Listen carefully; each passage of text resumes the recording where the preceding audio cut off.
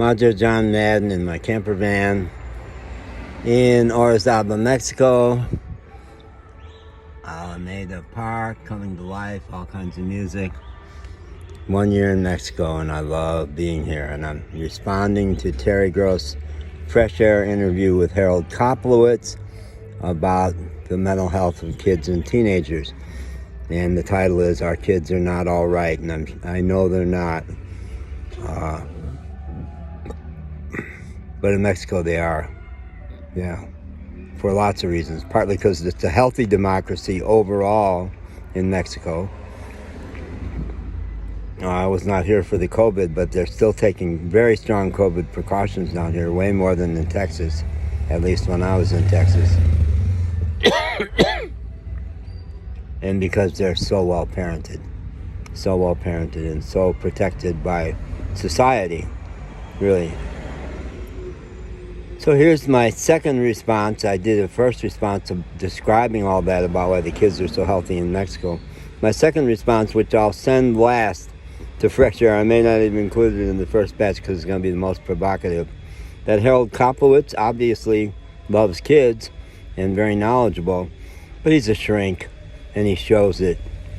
I'm a clinical psychologist, and I was trained next to the shrinks at the big teaching hospital, Strong Memorial in Rochester, New York. Psychiatrists were so clearly taught, my son, you're going to inherit all this. All this will belong to you. And it was mostly men.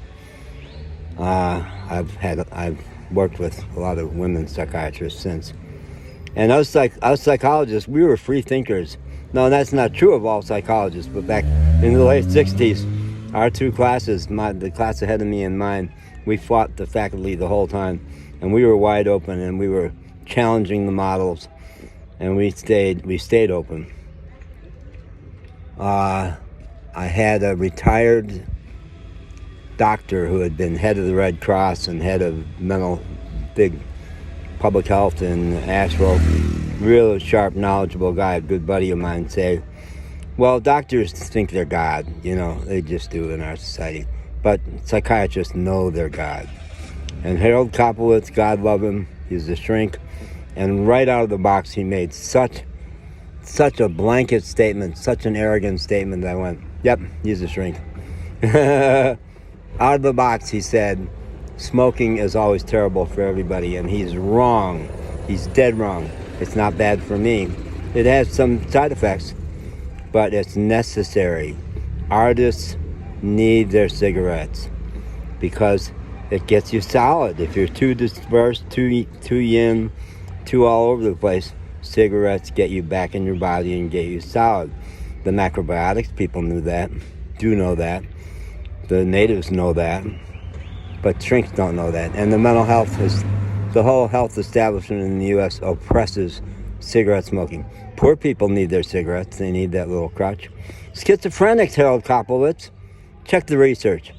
My wonderful cousin, Rich Holland, spent much of his lifetime battling for his schizophrenic daughter's right to have her cigarettes in whatever facility she was, because she did better, and lots of schizophrenics do. Check your research a little better, Harold.